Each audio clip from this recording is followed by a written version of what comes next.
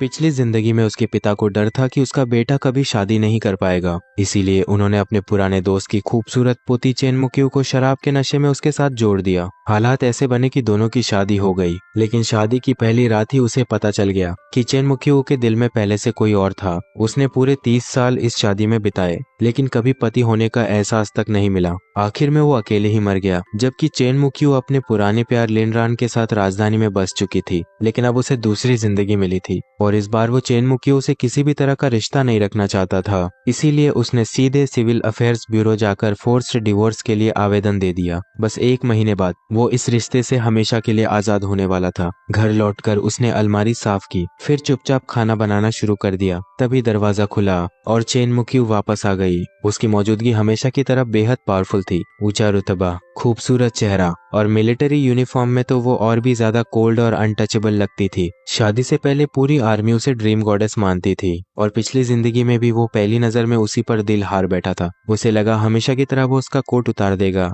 लेकिन इस बार चेन मुकियो खुद एक कदम पीछे हट गई। वो शांत आवाज में बोली कि उसके शरीर पर धूल लगी है, हाथ गंदे हो जाएंगे। उसका रिस्पेक्टफुल लेकिन ठंडा रवैया ऐसा था जैसे दोनों कभी पति पत्नी थे ही नहीं। अगर ये पिछली जिंदगी होती तो वो सब अनसुना करके फिर भी उसका कोट ले लेता और चेन मुकियो भी मना नहीं करती। लेकिन अब उसे सब समझ आ चुका था, उसकी इस दोहरी जिंदगी के पीछे सिर्फ नफरत छुपी थी। 30 साल तक वो हर दिन उसी ठंडी नजर से घायल होता रहा। उसके दिल के घाव कभी नहीं भरे, लेकिन इस बार उसने सिर्फ सिर हिलाया और चुपचाप किचन में चला गया। उसने स्क्रैम्बल्ड एग्स बनाते हुए कहा कि ये उसका फेवरेट खाना है, क्या वो टेस्ट करना चाहेगी। चेन मुकियो ने कोट उतारा, लेकिन उसकी तरफ देखे बिना बोल दिया कि वो हर रात कैंटीन में खाती है, उसे उसके लिए खाना बनाने की जरूरत नहीं है। पिछली जिंदगी में भी ऐसा ही था। 30 सालों तक चेन मुकियो ने उसके हाथ का एक निवाला तक नहीं खाया था, लेकिन इस बार उसने शांत आवाज में कहा कि वो बस एक बार उसका बनाया खाना टेस्ट कर ले, क्योंकि ये पहली और आखिरी बार होने वाला है। उसकी बात सुनकर कुछ देर के लिए माहौल पूरी तरह शांत हो गया। फिर आखिरकार चेन मुकियो ने हामी भर दी, लेकिन अगले ही पल उसने वही पुराना शब्द इस्तेमाल किया, ओबे द ऑर्डर। ये सुनते ही उसका दिल फिर टूट गया। चेन मुकियो उत्तरी सैन्य क्षेत्र की 1st रेजिमेंट लीडर थी, लेकिन वो खुद एक स्कॉलर होने के बावजूद रैंक में उससे ऊपर था। पिछली जिंदगी में जब भी वो चेन मुकियो से कुछ कहता तो वो हमेशा उसी ठंडी आवाज में कहती, आदेश का पालन कर रही हूँ। वो सब सिर्फ मजबूरी में करती थी, प्यार से नहीं। चेन मुकियो बिना एक्सप्रेशन के उसके पास से गुजरकर डाइनिंग टेबल पर बैठ गई। तभी उसकी बॉडी से आती हल्की खुशबू ने उसे रोक दिया। वो तुरंत समझ गया, बाइटेली यूजिंग टू और परेसिन फ्री। आज भी वो लिनरान से मिलकर आई है, क्योंकि ये वही परफ्यूम था जो लिनरान का फेवरेट हुआ करता था। उसकी बात सुनते ही चेन मुकियो का चेहरा बदल गया। उसकी आवाज पहले से भी ज्यादा ठंडी हो गई। उसे लगा कि शायद किसी ने उसका पीछा करवाया है। उसकी तेज नजरों को देखकर उसके दिल में अजीब दर्द उठा, लेकिन वो कुछ कह नहीं पाया। कुछ देर की चुप्पी के बाद उसने बस इतना कहा कि वो थक गई होगी, इसलिए जल्दी सो जाए। ये कहकर वो बेडरूम की तरफ चला गया, लेकिन अगले ही पल चेन मुकियो भी उसके पीछे अंदर आ गई। वो हैरान होकर उसकी तरफ देखने लगा। तभी चेन मुकियो ने याद दिलाया कि आज महीने की 15 तारीख है और पिछली जिंदगी में उसने खुद आदेश देकर तय किया था कि हर महीने की 15 तारीख को वो दोनों साथ सोएंगे। ये याद आते ही उसने अपने हाथ कसकर भींच लिए। उसने तुरंत चेन मुकियो को रोक दिया। अब उसे कुछ भी करने की जरूरत नहीं थी। चेन मुकियो कुछ सेकंड चुप खड़ी रही, फिर बस सिर हिलाकर पीछे हट गई। उसकी आवाज हमेशा की तरह ठंडी थी। वो चाहती थी कि वो अब उसकी जिंदगी में दखल देना बंद कर दे। ये कहकर चेन मुकियो मुड़ी और सीधे दूसरे कमरे में चली गई। अंदर जाते ही उसने दरवाजा बंद कर लिया। शादी के बाद से ही चेन मुकियो ने स्टडी रूम में अलग बेड लगवा लिया था। दोनों नाम के पति पत्नी थे, लेकिन कभी सच में साथ नहीं रहे। पिछली जिंदगी में एक बार वो आधी रात उसके कमरे में चला गया था। उसके बाद से चेन मुकियो हर रात दरवाजा लॉक करने लगी। दरवाजे के लॉक होने की आवाज सुनकर उसने धीरे से कहा कि अब उसे चिंता करने की जरूरत नहीं है, क्योंकि इस बार वो उसकी जिंदगी से जबरदस्ती चिपकने वाला नहीं था। उसने लाइट बंद की और जल्दी सो गया। अगले दिन वो हमेशा की तरह मिलिट्री एरिया में काम में व्यस्त था। तभी एक सैनिक आकर बताता है कि उसके पिता उससे मिलने आए हैं। वो तुरंत ऑफिस पहुंचा, लेकिन दरवाजा खोलते ही उसकी नजर चेन मुकियो पर पड़ी। वो पहले से अंदर खड़ी थी। उसके पिता ने सिर उठाए बिना दोनों को बैठने को कहा और हालचाल पूछने लगे। उसने तुरंत मुस्कुराकर जवाब दिया कि सब ठीक चल रहा है, लेकिन अगले ही पल उसके पिता ने अचानक गंभीर नजरों से चेन मुकियो की तरफ देखा। उन्हें खबर मिली थी कि चेन मुकियो हाल में बार बार इन्फर्मरी के मिलिट्री डॉक्टर से मिलने जा रही है। ये सुनते ही कमरे का माहौल अचानक ठंडा हो गया। चेन मुकियो के चेहरे पर साफ टेंशन दिखाई देने लगी। वो कुछ बोलने ही वाली थी, तभी उसने खुद बीच में बात संभाल ली। उसने हंसते हुए कहा कि ये सब उसी की वजह से था, क्योंकि लिनरान अकेली थी। उसके माता पिता मर चुके थे और उसने शादी भी नहीं की थी। इसीलिए उसने खुद चेन मुकियो से कहा था कि वो उसकी मदद करे। उसे बिल्कुल अंदाजा नहीं था कि इतनी छोटी बात मिलिट्री एरिया में रूमर बन जाएगी। उसके पिता कुछ देर तक चुप रहे, शायद वो पूरी तरह यकीन नहीं कर पाए थे, लेकिन आखिर में उन्होंने बात खत्म की और दोनों को दोपहर का खाना साथ खाने के लिए कैंटीन चलने को कहा। पूरे समय चेन मुकियो उसे गहरी नजरों से देखती रही, लेकिन उसने एक बार भी उसकी तरफ नहीं देखा। अब उसके दिमाग में सिर्फ एक चीज थी, डिवोर्स। वो नहीं चाहता था कि उसके और चेन मुकियो के बीच की समस्या उसके पिता की रेपुटेशन को प्रभावित करे। दोपहर का खाना खत्म हुआ, फिर तीनों वापस अपने अपने काम में लग गए। शाम को पहली बार ऐसा हुआ कि वो चेन मुकियो का इंतजार करने नहीं गया।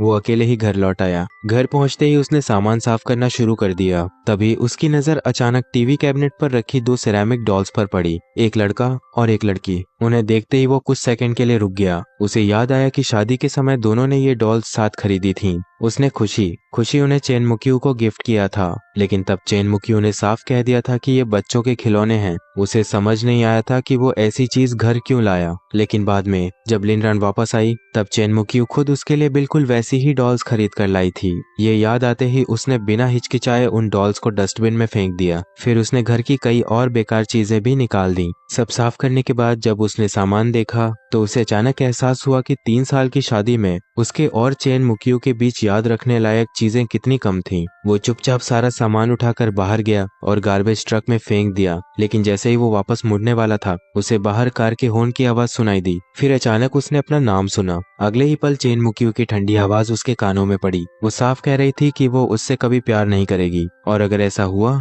तो वो चैन से मर भी नहीं पाएगी। उसकी आवाज में मजबूरी थी, लेकिन कोई प्यार नहीं। लेकिन ये सब सुनने के बाद भी वो शांत खड़ा रहा, क्योंकि पिछले जिंदगी में वो खुद अपनी आंखों से देख चुका था कि चेन मुकियो लिनरान से कितना प्यार करती है। जब लिनरान दुखी होती तो चेन मुकियो उसे मनाती, जब वो गुस्सा करती तो वो मुस्कुराकर उसे शांत करती। यहाँ तक कि जब लिनरान को बुखार आया था तब चेन मुकियो पूरी रात उसके पास बैठी रही थी। इसीलिए इस दुनिया में शायद उससे बेहतर कोई नहीं जानता था कि इन दोनों के बीच कितना गहरा रिश्ता है। अगर वो बीच में नहीं आता तो शायद चेन मुकियो और लिनरान की कहानी एक परफेक्ट लव स्टोरी बन सकती थी। दोनों शांति से साथ रहते और बूढ़े होते, लेकिन पिछली जिंदगी में वो खुद उस कहानी का विलन बन गया था। इस बार वो वैसा नहीं करने वाला था। वो वापस अंदर आया, चुपचाप टेबल पर बैठा और खुद के लिए सफेद शराब का गिलास भर लिया। लेकिन तभी दरवाजा खुला और चेन मुकियो जल्दी वापस आ गई। उसने उसके सामने रखे शराब के गिलास की तरफ देखा तक नहीं, बस ठंडी आवाज में पूछ लिया कि उसने दूसरों की बातें सुनने की आदत कब से शुरू कर दी। उसने इस ताने पर कोई रिएक्शन नहीं दिया, बस शराब का एक घूंट पिया। लेकिन तेज शराब गले में उतरते ही उसका चेहरा सिकुड़ गया। उधर चेन मुकियो अब भी उसी इंडिफरेंट एक्सप्रेशन के साथ उसे देख रही थी। उसकी बात साफ थी, सिर्फ वही इंसान हेवनली पनिशमेंट की कसम खा सकता है जिसे खुद अपने वादे टूटने का डर हो। और चेन मुकियो इतनी बड़ी कसम खाकर यही साबित कर रही थी कि वो उससे कभी प्यार नहीं करेगी। भले ही उसने खुद को समझा लिया था कि अब सब छोड़ देना चाहिए, लेकिन ये सुनकर उसके दिल में फिर वही पुराना दर्द उठ गया। ऐसा लगा जैसे किसी ने सीधे सीने में चाकू घोंप दिया हो, यहाँ तक कि गले में भी खून जैसा स्वाद आने लगा। उसने शराब का गिलास कसकर पकड़ा और अपनी सारी भावनाएं दबा ली। फिर शांत आवाज में बस इतना कहा कि ये अच्छी बात है, तो सबसे बड़ा बात है कि अगर आप, क्योंकि जब डिवोर्स होगा तब चेन मुकियो को उसके जाने का दुख भी नहीं होगा। ये सुनते ही चेन मुकियो हल्का सा भौहें सिकोड़कर उसे देखने लगी। उसे लगा आज उसका व्यवहार थोड़ा अजीब है, लेकिन उसने ज्यादा ध्यान नहीं दिया और सीधे बेडरूम में चली गई। तभी उसकी नजर डस्टबिन में पड़ी एक नीली शर्ट पर गई। वो कुछ सेकंड उसे देखती रही। डेस्को में अंदर के बाद आ रहे हैं वो, क्योंकि वो उसकी फेवरेट शर्ट हुआ करती थी। उसे भी उम्मीद नहीं थी कि चेन मुकियो को ये बात याद होगी। उसने शांत नजरों से उसकी तरफ देखा। उसकी आंखों में कोई इमोशन नहीं था। फिर उसने झूठ बोल दिया कि अब उसे वो शर्ट पसंद नहीं है। अगर पसंद नहीं तो फेंक देना ही बेहतर है। चेन मुकियो ने आगे कुछ नहीं पूछा, वो चुपचाप कमरे में चली गई। उधर वो भी वापस बेडरूम में लौट आया। पता नहीं कितना समय बीता, बाहर अचानक तेज बारिश शुरू हो गई। बारिश की आवाज सुनते सुनते वो सो गया, लेकिन अगले ही पल आसमान में जोरदार थंडर गूंजा और वो घबराकर बिस्तर से उठ बैठा। उसके हाथ सीने पर कस गए, सांसें तेज चलने लगीं, क्योंकि जब वो 10 साल का था तब उसकी माँ की मौत भी ऐसी ही तूफानी रात में हुई थी। वो कार एक्सीडेंट में मरी थी और तभी से उसे थंडर से डर लगने लगा। पिछली जिंदगी में जब भी रात को बिजली कड़कती वो डरकर चेन मुकियो के पास चला जाता था, लेकिन उसका दरवाजा कभी नहीं खुलता था। आज भी थंडर लगातार गूंजता रहा। करीब आधे घंटे बाद जाकर बारिश शांत हुई और उसकी हालत थोड़ी संभली। उसने लाइट जलाई और पानी लेने बाहर निकला, लेकिन लिविंग रूम पार करते समय उसके कदम अचानक रुक गए। फिर वो बिना कुछ बोले वापस बेडरूम में लौट आया। उसके चेहरे पर कोई खास इमोशन नहीं था। शायद अब उसे इन चीजों की आदत हो चुकी थी, लेकिन बिस्तर पर लेटने के बाद भी उसकी नींद गायब हो चुकी थी। आखिरकार वो फिर उठ गया, कोट पहना और बाहर बैकयार्ड में चला गया। वहां पेड़ के नीचे वो काफी देर तक मिट्टी खोदता रहा और आखिर में उसे मिट्टी में दबा एक ग्लास बॉटल मिला। उस बॉटल के अंदर ढेर सारे छोटे छोटे नोट्स भरे हुए थे। शादी के बाद उसने खुद ये बॉटल चेन मुक्यू के साथ यहाँ दबाई थी। इन नोट्स में उसके प्यार, उसकी उम्मीदों और अपने फ्यूचर फैमिली के सपने लिखे थे। उस वक्त उसे पूरा यकीन था कि एक दिन चेन मुक्यू जरूर उससे प्यार करने लगेगी, लेकिन पिछली जिंदगी ने उसकी इस उम्मीद को बेरहमी से तोड़ दिया था। उसने बॉटल खोली और सारे नोट्स बाहर निकाल लिए, फिर एक एक नोट पढ़ना शुरू किया 2020 में, और हर नोट पढ़ने के बाद उसे आग में जला दिया। पहले नोट में लिखा था कि उसे अपना प्यार मिल गया है और उसका नाम चेन मुक्यू है। दूसरे नोट में उसने लिखा था कि एक दिन वो उससे शादी जरूर करेगा। फिर एक नोट में लिखा था कि चेन मुक्यू ने शादी के लिए हाँ कह दी और वो इतनी खुशी में पूरी रात सो नहीं पाया। एक नोट में उसने खुद को समझाया था कि भले ही चेन मुक्यू उससे ठंडी रहती है, लेकिन एक दिन वो जरूर उससे प्यार करेगी। जलते हुए उन नोट्स को देखते हुए उसे ऐसा लगा जैसे उसका पुराना मासूम वर्जन भी उसी आग में खत्म हो रहा हो। कभी वो एक प्यार में पागल लड़का था, लेकिन अब उसका दिल पूरी तरह शांत हो चुका था। तभी पीछे से चेन मुक्यू की आवाज आई। वो पूछ रही थी कि आधी रात को वो क्या जला रहा है। उसने आंखें बंद की, लेकिन हाथ नहीं रोका। उसने आखिरी नोट भी आग में फेंक दिया, फिर बिना उसकी तरफ देखे जवाब दिया कि बस कुछ बेकार चीजें थीं। चेन मुक्यू की नजर उस ग्लास बॉटल पर पड़ी। उसे वो थोड़ी फेमिलियर लगी, लेकिन वो याद नहीं कर पाई कि उसके अंदर क्या था। उसने ज्यादा सोचा भी नहीं, बस शांत आवाज में बताया कि लिनरान थंडर की वजह से डर गई थी, इसलिए वो उसे देखने गई थी। फिर उसने उसे चेतावनी दी कि वो गलत मत सोचे और लिनरान को परेशान ना करे। इतना सब होने के बाद भी वो सबसे पहले लिनरान को प्रोटेक्ट कर रही थी। उसका ये पक्षपात देखकर भी अब उसे हैरानी नहीं हुई। उसने खाली बोतल उठाई और दूर फेंक दी, फिर चुपचाप वापस घर के अंदर चला गया। कुछ देर बाद चेन मुक्यू भी उसके पीछे अंदर आ गई। दोनों अपने अपने कमरों में लौट गए। उस रात दोनों ने अलग अलग सपने देखे और इसी तरह कुछ दिन बीत गए। अब उसके इस घर को छोड़ने में सिर्फ 10 दिन बाकी थे। उसी दिन वो हमेशा की तरह मिलिट्री एरिया पहुंचा। जैसे ही वो मिलिट्री एरिया पहुंचा, एक सैनिक हंसते हुए उसके पास आया और कंधे पर हाथ मार दिया। उसे बताया गया कि रिकॉनेसेंस डिपार्टमेंट का शाओ शादी कर रहा है। ऑफिस में वेडिंग कैंडीज बांटी जा रही थी और सब लोग लंच टाइम में होने वाली शादी में जाने की तैयारी कर रहे थे। ये सुनते ही उसे पिछली जिंदगी की बातें याद आ गईं। शाओ ने मिलिट्री एरिया की एक कंपनी कमांडर से शादी की थी। दोपहर होते ही सब लोग होटल पहुंच गए। पूरा हॉल बधाइयों और शोर से भरा हुआ था। भीड़ के बीच उसकी नजर अचानक चेन मुक्यू पर पड़ी। वो ग्रूम की सुपीरियर ऑफिसर थी, इसलिए नेचुरली उसे भी शादी में आना था, लेकिन उसने उसकी तरफ देखने तक की कोशिश नहीं की। वो बस बाकी कॉमरेड्स के साथ कैजुअली बात करता रहा। पता नहीं कितना समय बीता, तभी दूसरी तरफ अचानक जोरदार शोर सुनाई दिया। कोई चेन मुक्यू से पूछ रहा था कि क्या वो आज ड्यूटी पर है और क्या वो शराब पी सकती है। चेन मुक्यू ने शांत आवाज में जवाब दिया कि वो आज लीव पर है, लेकिन अगले ही पल माहौल बदल गया। एक ड्रंक मेड लड़खड़ाते हुए बोलने लगी कि चेन मुक्यू अभी अभी लिनरान को बाहर से संभाल कर अंदर लाई है। वो मजाक उड़ाते हुए कह रही थी कि चेन मुक्यू लिनरान को ऐसे प्रोटेक्ट कर रही है जैसे वो उसका अपना आदमी हो।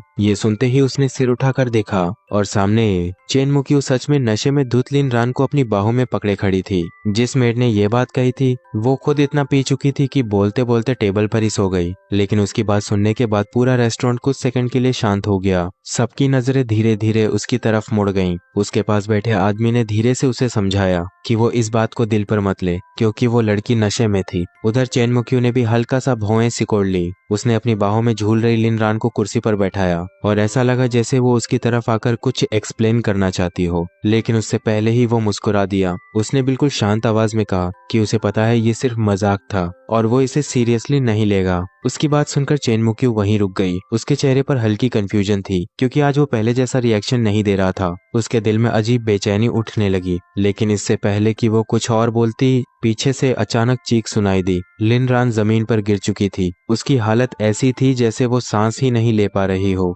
ये देखते ही चेन मुक्यू घबरा गई। वो तुरंत भागकर उसके पास पहुंची और बिना हिचकिचाए उसे अपनी बाहों में उठा लिया। फिर वो तुरंत उसकी चेस्ट दबाकर उसे स्टेबलाइज करने लगी। उसे समझ आ गया था कि लिनरान को अस्थमा अटैक आया है। वो जोर से एम्बुलेंस बुलाने लगी। कुछ देर बाद जब लिनरान की सांसें धीरे धीरे नॉर्मल हुई, तब चेन मुक्यू ने उसे फिर से गोद में उठाया और तेजी से बाहर भाग गई। उस वक्त उसने पीछे मुड़कर एक बार भी नहीं देखा। वहां मौजूद बाकी लोगों की तरह उसने भी ये सब शांत चेहरे के साथ देखा। उसमें अब दुख जताने की ताकत भी नहीं बची थी। शादी जल्दी खत्म हो गई और वो सीधे वापस ऑफिस लौट आया। वहां पहुंचते ही उसने ट्रांसफर एप्लीकेशन लिखना शुरू कर दिया। फिर वो कमांडर्स ऑफिस पहुंचा और दरवाजा नॉक किया। अंदर जाते ही उसने बिना घुमाए सीधी बात कही। वो बीजिंग ट्रांसफर होना चाहता था और हमेशा के लिए वहीं रहना चाहता था। उसकी बात सुनते ही पूरा ऑफिस कुछ सेकंड के लिए शांत हो गया। उसके पिता ने धीरे से सिर उठाया। उनका चेहरा बेहद गंभीर हो चुका था। उन्होंने पूछा कि अचानक बीजिंग ट्रांसफर क्यों? क्या उसे अब अपनी पत्नी और परिवार की भी परवाह नहीं रही?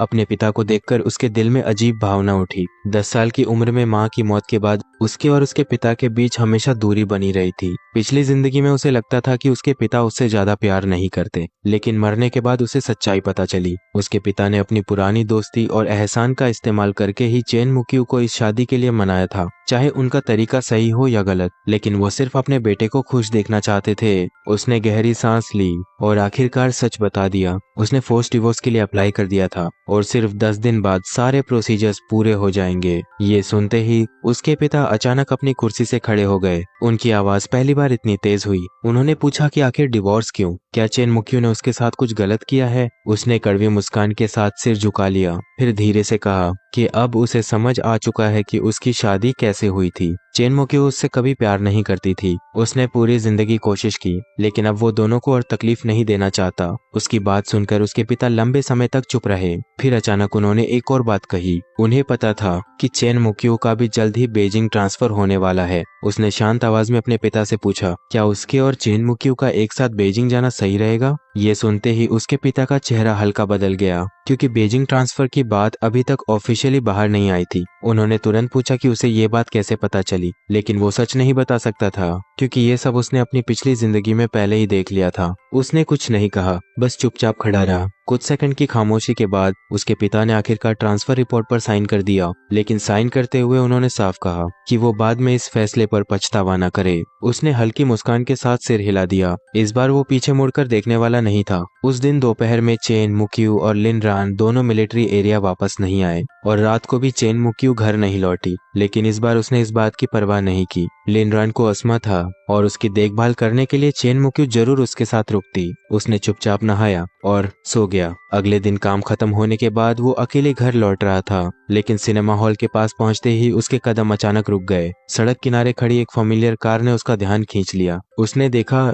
चेन मुक्यू खुद उतरकर लिनरान के लिए ड्राइवर्स डोर खोल रही थी। लिनरान की नजर सबसे पहले उस पर पड़ी। वो तुरंत को ड्राइवर सीट से उतरने लगी। वो जल्दी से सफाई देने लगी कि वो ओरिजिनली किसी और फ्रेंड के साथ मूवी देखने आने वाली थी, लेकिन उसका फ्रेंड नहीं आया। इसलिए उसने रास्ते में चेन मुक्यू को देखकर उसे साथ चलने के लिए कह दिया। पिछली जिंदगी में वो इन छोटी छोटी बातों को बहुत सीरियसली लेता था। उसके लिए चेन मुक्यू की को ड्राइवर सीट सिर्फ एक सीट नहीं थी, वो उसके पति होने की पहचान थी। उसे लगता था कि वो जगह सिर्फ उसी की है, लेकिन अब सब बदल चुका था। जब उसने खुद चेन मुक्यू को छोड़ने का फैसला कर लिया, तो फिर उस सीट की क्या अहमियत बचती थी। लिनरान जब उतरने लगी तो उसने खुद उसे रोक दिया। उसने शांत आवाज में कहा कि उसे गलतफहमी नहीं हुई और उसे उतरने की कोई जरूरत नहीं है, वो खुद अकेले वापस चला जाएगा। ये सुनकर चेन मुक्यू कुछ सेकंड तक उसे देखती रही। उसकी आंखों में अजीब सी उलझन थी, क्योंकि उसका ये रिएक्शन पहले जैसा बिल्कुल नहीं था। लेकिन उसने कुछ नहीं कहा और वो मुड़कर चला गया। रात को जब वो घर पहुंचा तो उसने देखा कि स्टडी रूम की लाइट अब भी जल रही है। करीब 10 बज चुके थे और चेन मुक्यू अब भी काम में लगी हुई थी। ये बात उसे थोड़ी अजीब लगी, क्योंकि चेन मुक्यू टाइम को लेकर बेहद स्ट्रिक्ट थी। वो कभी रात 10 बजे के बाद जागती नहीं थी। उसने कैजुअली पूछ लिया कि वो अभी तक सोई क्यों नहीं। तब चेन मुक्यू बिना सिर उठाए जवाब देती है कि अगले दिन एरिया में आर्ट मीटिंग होने वाली है और उस कार्यक्रम में लिनरान परफॉर्मेंस देने वाली है, इसीलिए उसे आज सारी डॉक्यूमेंट्स खत्म करनी होंगी ताकि वो कल समय पर उसका शो देखने जा सके। वो ये सब इतनी नेचुरली बोल रही थी जैसे उसे एहसास ही न हो कि उसके सामने खड़ा आदमी उसका पति है। उस पल उसके दिल में हल्का दर्द जरूर उठा, लेकिन उसे तुरंत एहसास हुआ कि यही प्यार होता है। जिस इंसान को हम प्यार करते हैं, हम उसी की हर छोटी बात की फिक्र करते हैं। ये सच्चाई वो पिछली जिंदगी में बहुत पहले समझ चुका था। अब वो खुद ही अननेसेसरी दर्द नहीं लेना चाहता था। उसने बस सिर हिलाया और बिना कुछ बोले अपने कमरे में लौट गया। फिर उसने कैलेंडर पर एक और दिन काट दिया। अब डिवोर्स कंप्लीट होने में सिर्फ 8 दिन बाकी थे। अगली सुबह एरिया में आर्ट मीटिंग शुरू हो गई, लेकिन वो उसे देखने नहीं गया। उसे लगा आज पूरे दिन उसकी चेनमुखियों से मुलाकात नहीं होगी। दोपहर में वो कैंटीन से खाना खाकर जैसे ही ऑफिस लौटा, उसी वक्त दरवाजा अचानक खुला। चेनमुखियो तेज कदमों से अंदर आई और उसके चेहरे पर साफ गुस्सा दिखाई दे रहा था। वो सीधे पूछने लगी, क्या उसके पिता ने कल उसे बताया था कि 28 माइन केस का मर्डरर भागकर लिंचेंग पहुंच चुका है? फिर उसने आरोप लगाया कि उसी ने उसके पिता को रोक दिया ताकि उसे लिंचेंग इन्वेस्टिगेशन के लिए ट्रांसफर न किया जाए। ये सुनकर वो कुछ सेकंड चुप रह गया, क्योंकि वो इस केस के बारे में अच्छी तरह जानता था। कुछ साल पहले चेनमुक्यू के पिता की हत्या भी इसी अनसॉल्व्ड 28 माइन केस से जुड़ी थी। इसीलिए चेनमुक्यू इस मामले को लेकर ऑलमोस्ट ऑब्सेस्ड थी। लेकिन उसे अभी तक पता नहीं था कि मर्डरर आखिरकार लिंचेंग भाग चुका है, और उसे ये भी नहीं पता था कि उसके पिता ने खुद उसका ट्रांसफर रोक दिया है। वो उसे समझाने ही वाला था, लेकिन तभी उसने पहली बार चेनमुक्यू को उस हालत में देखा। हमेशा प्राउड और कोल्ड रहने वाली चेनमुक्यू इस वक्त सीधे उसकी तरफ देख रही थी। उसकी आंखों में गुस्सा भी था और बेचैनी भी। वो पूछ रही थी कि क्या वो सिर्फ अपनी सेल्फिशनेस की वजह से उसे यहाँ रोकना चाहता है,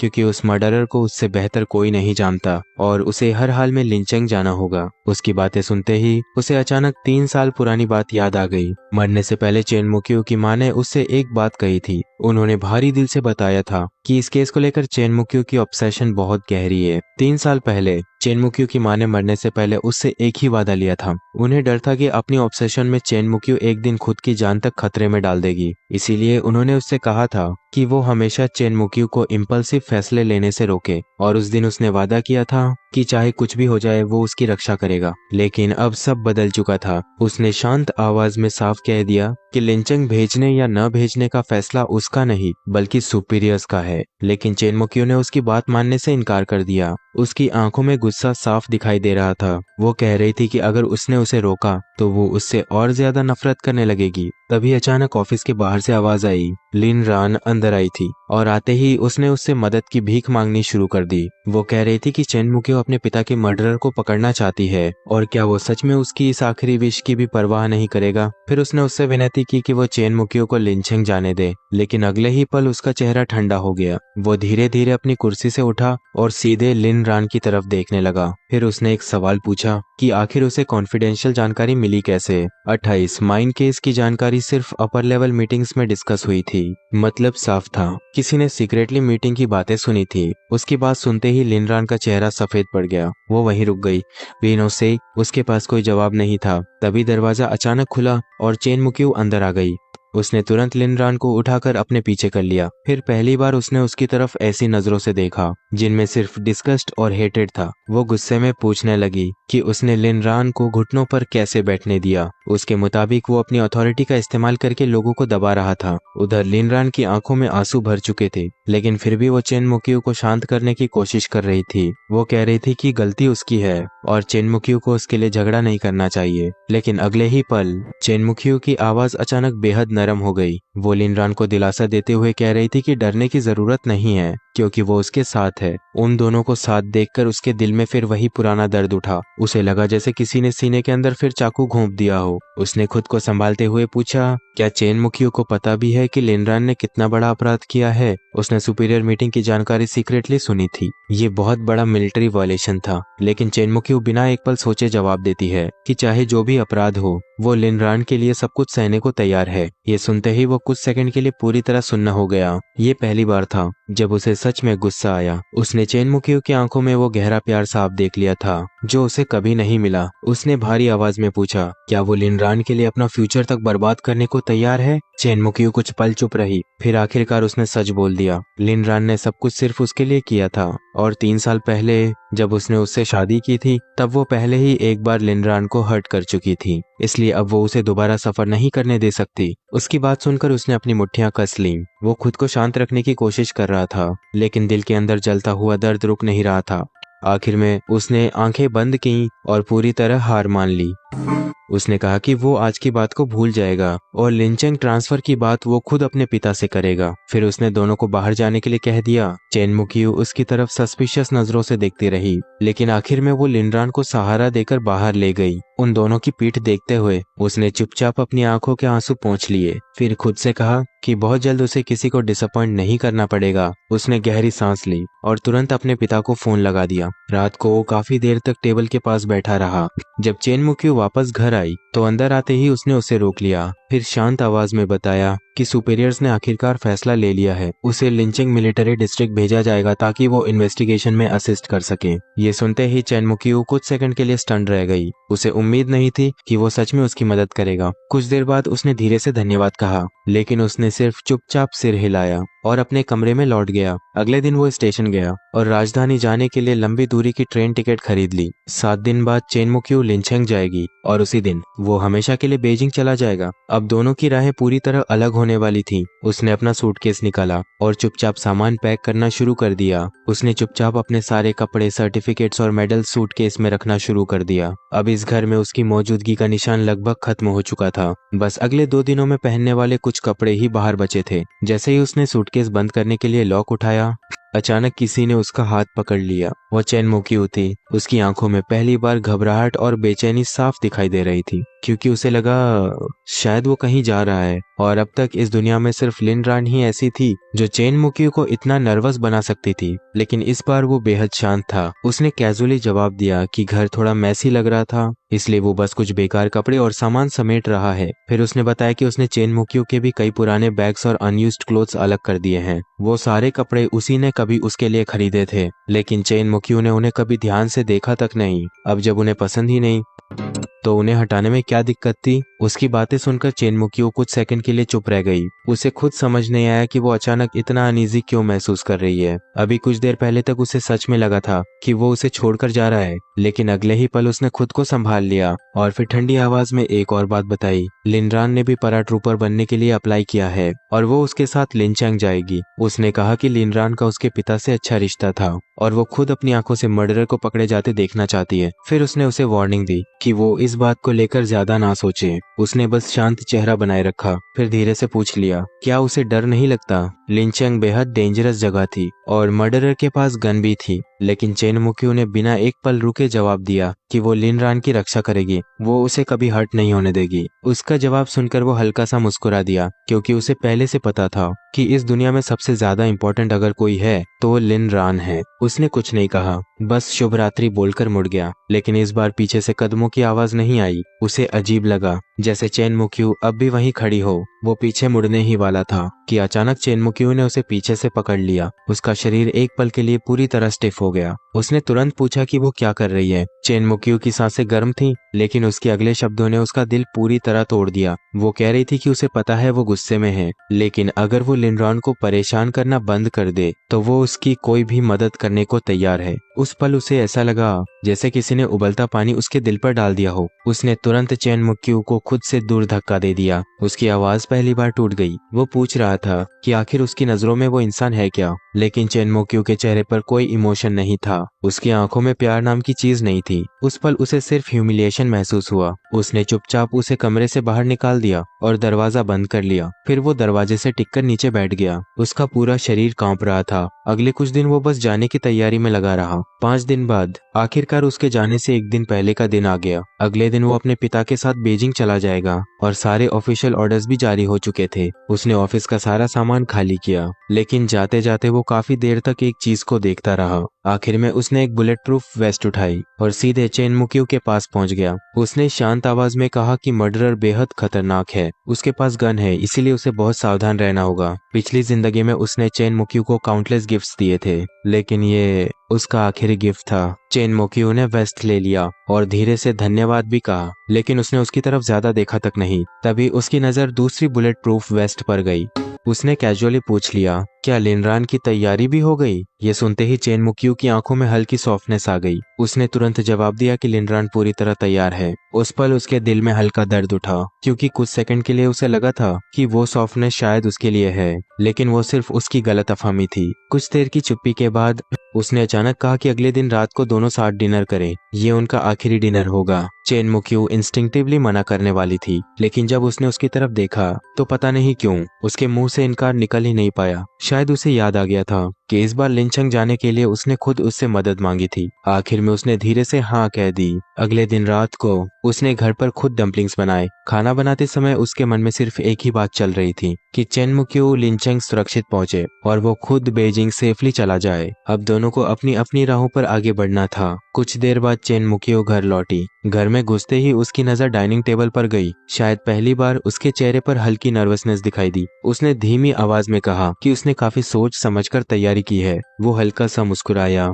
फिर गार्लिक सॉस की 2 छोटी प्लेट्स रखी और उसे बैठने के लिए कहा, क्योंकि डम्पलिंग्स अभी तैयार हुए थे। उसे याद था कि चेन मुक्यू को गर्म खाना पसंद है। ये सोचकर उसके चेहरे पर हल्की मुस्कान आ गई। 3 साल की शादी में उसने और चेन मुक्यू ने साथ में बहुत कम बार खाना खाया था। ज्यादातर समय उनके साथ उसके पिता बैठे होते थे और बाकी दिन दोनों मिलिट्री कैंटीन में अलग अलग खा लेते थे। असल में अगर सच कहा जाए तो दोनों ने सिर्फ न्यू ईयर पर ही एक साथ डम्पलिंग्स खाए थे। इसीलिए जब चेन मुक्यू ने सामने बैठकर डम्पलिंग उठाया तो वो कुछ सेकंड उसे चुपचाप देखता रहा। चेन मुक्यू ने एक बाइट लिया, फिर थोड़ी ऑकवर्ड आवाज में कहा कि डम्पलिंग्स अच्छे बने हैं, लेकिन वो कुछ नहीं बोला क्योंकि उसे खुद भी उम्मीद नहीं थी कि दोनों का आखिरी डिनर ऐसा होगा। कुछ देर बाद चेन मुक्यू जैसे कुछ कहना चाहती थी, लेकिन तभी अचानक फोन बज उठा। वो तुरंत उठकर कॉल अटेंड करने चली गई। कॉल खत्म होने के बाद उसने उसकी तरफ देखा, फिर जल्दी जल्दी दरवाजे के पास रखा लगेज उठाने लगी। मिलिट्री एरिया में कुछ इमरजेंसी हो गई थी, उसे तुरंत वापस जाना था। उसने कहा कि वो आज रात घर वापस नहीं आएगी और सुबह सीधे वहीं से निकल जाएगी,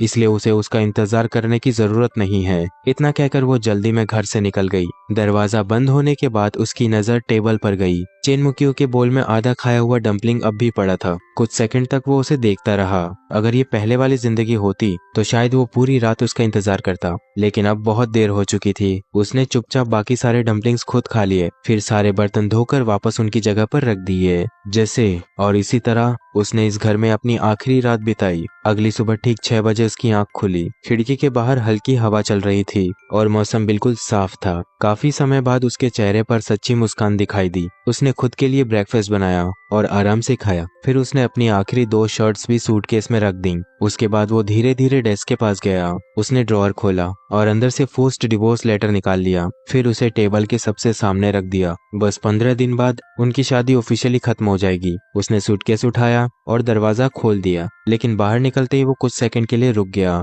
मिलिट्री कंपाउंड के बाहर एक फेमिलियर ग्रीन जीप खड़ी थी। उसके अंदर चेन मुक्यू और लिनरान बैठे थे। शायद मिलिट्री एरिया की इमरजेंसी अभी खत्म नहीं हुई थी, लेकिन फिर भी लिनरान अपनी पहचान की परवाह किए बिना उसके साथ जा रही थी। वो कुछ देर तक जीप को दूर जाते देखता रहा, फिर उसके चेहरे पर एक शांत मुस्कान आई और इस बार उसने बिना पीछे देखे दरवाजा बंद कर दिया। वो धीरे धीरे उस वेडिंग हाउस से बाहर निकल गया जहां उसने 3 साल बिताए थे। अब उस घर में उसकी मौजूदगी का कोई निशान नहीं बचा था। जैसे ही वो मिलिट्री कंपाउंड के गेट तक पहुंचा, एक दूसरी जीप उसके सामने आकर रुकी। अंदर उसके पिता बैठे थे। उसने बिना कुछ कहे सिर हिलाया और जीप में बैठ गया। कुछ देर बाद जीप ट्रेन स्टेशन की तरफ बढ़ने लगी। सुबह ठीक 8:20 पर स्टेशन से 2 ट्रेन एक साथ निकलने वाली थी। एक ट्रेन बेजिंग जा रही थी और दूसरी लिंचेंग। एक उत्तर की तरफ जा रही थी और दूसरी बिल्कुल दूसरी दिशा में। अब दोनों की राहें हमेशा के लिए अलग होने वाली थी। ट्रेन की खिड़की से उसने दूर दूसरी तरफ देखा। वहां चेन मुक्यू और लिनरान खड़े थे। उसने उन्हें चुपचाप आखिरी बार देखा और मन ही मन विदा कह दिया। उधर दूसरी तरफ अचानक चेन मुक्यू का दिल बेचैन हो उठा। वो अचानक मुड़कर पीछे देखने लगी, लेकिन उसे सिर्फ दूर जाती हुई ट्रेन की आखिरी झलक दिखाई दी। पता नहीं क्यों उसके दिल में अजीब सी बेचैनी होने लगी और उसी पल उसे अचानक गू फेंग याद आ गया। वो खुद भी नहीं समझ पाई कि ऐसा क्यों हुआ। उसने तुरंत सिर झटक दिया। पास खड़ी लिनरान ने उसकी तरफ देखा और पूछा कि क्या हुआ। चेन मुक्यू कुछ सेकंड चुप रही, फिर उसने खुद को संभाल लिया। उसने कहा कि वो बस मर्डरर के बारे में सोच रही थी। हाँ, उस इंसान को जिसने उसके पिता की जान ली थी। उसकी आंखें फिर से कोल्ड और डिटर्मिन्ड हो गई, क्योंकि लिंचेंग पहुंचने के बाद उसका मिशन बेहद सफल होने वाला था। आखिर 28 कोल माइन केस के मर्डरर को उससे बेहतर कोई नहीं जानता था। चेन मुक्यू के लिंचेंग पहुंचते ही पूरा मिलिट्री एरिया एक्शन में आ गया, क्योंकि इतने सालों से 28 कोल माइन केस की हर डिटेल उसने खुद इन्वेस्टिगेट की थी। और जैसा उसने कहा था, मर्डरर को उससे बेहतर कोई नहीं जानता था। इसीलिए ऑपरेशन बेहद तेजी से आगे बढ़ा और आखिरकार मर्डरर को पकड़ लिया गया। जब हथकड़ियों में बंधा मर्डरर जीप तक लाया गया तब पहली बार चेन मुकियो की आंखें लाल हो गई। उसने अपने आंसू रोक लिए, लेकिन उसके चेहरे पर सालों का दर्द साफ दिखाई दे रहा था। पास खड़ी लिन रान लगातार उसे बधाई दे रही थी, लेकिन पता नहीं क्यों उस पल चेन मुकियो के दिमाग में अचानक एक चेहरा उभरा, गो फेंग। वो खुद भी समझ नहीं पाई कि ऐसे वक्त पर उसे उसकी याद क्यों आई। उसने तुरंत सिर झटक दिया, शायद इसलिए क्योंकि इस बार लिंचंग आने में उसी ने मदद की थी। मिशन खत्म होते ही चेन मुकियो और लिन रान ज्यादा देर नहीं रुके। दोनों तुरंत शानबे लौटने के लिए निकल गए। जब वो वापस पहुंचे तब काफी रात हो चुकी थी, लेकिन घर जाने के बजाय चेन मुकियो सीधे मुयुआन जाने की तैयारी करने लगी। वहां उसके माता पिता की कब्रें थीं। लिन रान उसकी हालत देखकर उसके साथ चलना चाहती थी, लेकिन चेन मुकियो ने मना कर दिया। उसे पता था कि लिन रान की तबीयत अच्छी नहीं रहती और पूरे ऑपरेशन के बाद वो खुद भी बेहद थक चुकी थी, इसलिए उसने उसे जीप से वापस भेज दिया और खुद अकेले बस पकड़कर मुयुआन चली गई। रात का मौसम ठंडा था। वो अपने माता पिता की कब्रों के सामने फूल लेकर खड़ी थी। उसे लगा वहां कोई नहीं होगा, लेकिन दूर से उसे एक परिचित आदमी दिखाई दिया। वो अंकल डुआन थे। वो उसके माता पिता के पुराने दोस्त थे और 28 कोल माइन केस के कुछ बचे हुए सर्वाइवर्स में से एक। उसके पिता की मौत के बाद उन्होंने ही चेन मुकियो का ध्यान रखा था जब तक वो बड़ी होकर टीम लीडर नहीं बन गई। चेन मुकियो ने सोचा था कि वो बाद में उन्हें खुद खबर देगी, लेकिन लगता था उन्हें पहले से सब पता चल चुका था। उसने चुपचाप फूल कब्र के सामने रखे और टूम्बस्टोन साफ करने लगी। तभी अंकल डुआन भारी आवाज में बोले कि उन्हें कभी उम्मीद नहीं थी कि वो अपनी जिंदगी में मर्डर को पकड़ा हुआ देख पाएंगे। उन्होंने कहा कि आखिरकार उस आदमी को उसके पापों की सजा मिल गई। फिर अचानक उन्होंने गू फेंग का नाम लिया। उन्होंने कहा कि उन्हें हैरानी हुई थी कि गू फेंग ने उसे लिंचंग जाने दिया, क्योंकि उसकी मां ने मरने से पहले खुद गू फेंग से विनती की थी कि वो हमेशा चेन मुकियो का ध्यान रखे। ये सुनते ही चेन मुकियो पूरी तरह जड़ हो गई। उसके कानों में जैसे थंडर गूंजने लगा। वो कई सेकंड तक कुछ बोल ही नहीं पाई। फिर मुश्किल से उसने पूछा, क्या उसकी मां ने सच में गू फेंग से ऐसा कहा था? अंकल डुआन भी चौंक गए। उन्हें लगा था कि गू फेंग ने ये बात उसे पहले ही बता दी होगी। फिर उन्होंने पूरी बात साफ कर दी। उसकी मां को डर था कि अपने पिता के मर्डरर के पीछे भागते भागते चेन मुकियो एक दिन खुद को खत्म कर देगी। इसीलिए उन्होंने गू फेंग से कहा था कि वो हर हाल में उसे संभाले। और अब जाकर चेन मुकियो को समझ आया कि उस दिन गू फेंग उसे लिंचंग जाने से क्यों रोक रहा था। वो उसे कंट्रोल नहीं कर रहा था, वो बस उसकी सुरक्षा चाहता था। ये सच समझते ही उसके दिल में अजीब बेचैनी उठी। उसे अचानक याद आया कि उसने उस दिन गू फेंग से कितनी कठोर बातें कही थी। भले ही वो उससे प्यार नहीं करती थी, लेकिन अब उसे एहसास हो रहा था कि उसने उसके साथ गलत किया। कम से कम उसे उससे माफी मांगनी चाहिए थी। ये सोचते ही वो जल्दी जल्दी वापस लौटने लगी। रास्ते में उसे एक छोटा स्टॉल दिखाई दिया जहाँ कैंडिड हॉथॉर्न बिक रहे थे। उसे याद आया कि गू फेंग को ये बहुत पसंद थे, इसलिए उसने एक स्टिक खरीद ली। घर पहुंचते ही उसने जल्दी से दरवाजा खोला, लेकिन अंदर घुसते ही वो रुक गई। पूरा घर असामान्य रूप से शांत था। उसने सोचा गू फेंग अपने कमरे में होगा, इसलिए उसने उसे आवाज दी, लेकिन कोई जवाब नहीं आया। उसने दोबारा पुकारा, फिर भी सन्नाटा। तभी उसकी नजर अचानक डेस्क पर पड़े एक पेपर पर गई। Forced divorce letter. यह शब्द देखते ही उसके हाथ से कैंडिड हॉथॉर्न गिर गया। वो जमीन पर लुढ़कते हुए धूल में चला गया। चेन मुकियो कुछ सेकंड तक वहीं खड़ी रह गई, जैसे उसका दिमाग काम करना बंद कर चुका हो। उसे समझ ही नहीं आया कि गू फेंग ने सच में फोर्स्ड डिवोर्स के लिए अप्लाई कर दिया है। उसके मन में सिर्फ एक सवाल घूम रहा था, पियो, जिस इंसान ने उससे शादी करने के लिए इतना सब किया, जो हमेशा उसके पीछे खड़ा रहा, वो अचानक सब छोड़कर कैसे चला गया? उसका दिल अजीब तरीके से भारी होने लगा। वो तुरंत गू फेंग के कमरे की तरफ भागी। शायद उसके अंदर अब भी उम्मीद थी कि ये सब मजाक हो, लेकिन कमरे का दरवाजा खोलते ही उसकी सारी उम्मीद टूट गई। कमरा पूरी तरह खाली था। गू फेंग की हर चीज गायब हो चुकी थी। उस पल चेन मुकियो के दिल में अजीब खालीपन उतर आया, लेकिन वो खुद भी समझ नहीं पाई कि उसे इतना बेचैन क्यों महसूस हो रहा है। उसने खुद को समझाया, शायद इसीलिए क्योंकि वो उससे माफी नहीं मांग पाई। बस इतनी सी बात होगी। उसने जमीन से कैंडिड हॉथॉर्न उठाया और उसे चुपचाप डस्टबिन में फेंक दिया। फिर वो अपने कमरे में वापस चली गई। लेकिन उस रात वो बिस्तर पर लेटकर भी सो नहीं पाई। अगली सुबह बहुत जल्दी चेन मुकियो ने दरवाजे पर नॉक की आवाज सुनी। वो उठकर दरवाजा खोलने गई, लेकिन सामने लिनरान को देखकर पता नहीं क्यों उसके दिल में हल्की निराशा उतर आई। उसने खुद भी नहीं समझा कि वो आखिर किसे देखने की उम्मीद कर रही थी। उधर लिनरान हाथ में गर्म बंस की प्लेट लेकर खड़ी थी। वो मुस्कुराते हुए कहने लगी कि उसने अभी अभी फ्रेश बंस बनाए हैं। एक बाइट लिया। लिनरान तुरंत उसकी तरफ देखने लगी। उसकी आंखों में साफ उम्मीद थी। चेन मुकियो ने धीरे से कहा कि बूंस अच्छे बने हैं। ये सुनते ही लिनरान खुश होकर बाकी बंस टेबल पर रखने लगी, लेकिन तभी उसकी नजर डेस्क पर पड़े डिवोर्स एप्लीकेशन पर पड़ी। उसका चेहरा तुरंत बदल गया। वो शॉक्ड होकर चेन मुकियो की तरफ देखने लगी और चेन मुकियो ने बिल्कुल शांत आवाज में कहा कि गुफेंग ने उससे डिवोर्स ले लिया है। उसकी आवाज ऐसी थी जैसे वो किसी साधारण बात का जवाब दे रही हो, लेकिन लिनरान अपनी खुशी छुपा नहीं पाई। वो तुरंत उसके पास आई और एक्साइटेड होकर उसका हाथ पकड़ लिया। वो कह रही थी कि आखिरकार वो दिन आ ही गया। उसके मुताबिक चेन मुकियो ने सिर्फ अपने पिता के एहसान की वजह से गुफेंग से शादी की थी, लेकिन अब सब खत्म हो चुका था। अब दोनों आखिरकार साथ रह सकते थे। लिनरान की आवाज एक्साइटमेंट से कांप रही थी। चेन मुकियो ने भी उसका हाथ वापस पकड़ लिया, लेकिन उसके दिल के अंदर पता नहीं क्यों एक अजीब खालीपन था। उस सुबह की बात ज्यादा देर नहीं चली, क्योंकि दोनों को मिलिट्री एरिया भी जाना था। उधर चेन मुकियो सीधे कमांडर ऑफिस पहुंची। उसे नहीं पता था कि उसके पिता को डिवोर्स वाली बात पता है या नहीं, लेकिन उसे लगा कम से कम उसे जाकर सब एक्सप्लेन करना चाहिए। लेकिन जैसे ही उसने ऑफिस का दरवाजा खोला, वो वहीं रुक गई। पूरा ऑफिस खाली था। उसके पिता जा चुके थे। ये देखकर उसके मन में बेचैनी और बढ़ गई। उसे समझ नहीं आ रहा था कि गुफेंग और उसके पिता दोनों बिना कुछ बताए अचानक कैसे चले गए। तभी पीछे से एक कॉलीग की आवाज आई। वो पूछ रहा था कि क्या वो कमांडर गू को ढूंढ रही है। चेन मुकियो मुड़ी भी नहीं थी कि उसने अगली बात सुन ली। कमांडर गू और गू फेंग दोनों का बीजिंग ट्रांसफर हो चुका था, और सबसे अजीब बात यह थी कि वो उनके साथ नहीं गई। ये सुनते ही चेन मुकियो कुछ सेकंड के लिए पूरी तरह चुप हो गई। वो बिना जवाब दिए सीधे वापस अपने ऑफिस लौट आई। लेकिन उस दिन वो लंबे समय तक किसी काम पर ध्यान नहीं दे पाई। उसे समझ नहीं आ रहा था, दे सकते हैं, कि उसके दिल में ये खालीपन आखिर क्यों है। आखिर ये तो अच्छी बात थी। अब उसे उस इंसान के साथ नहीं रहना पड़ेगा जिससे वो प्यार नहीं करती थी।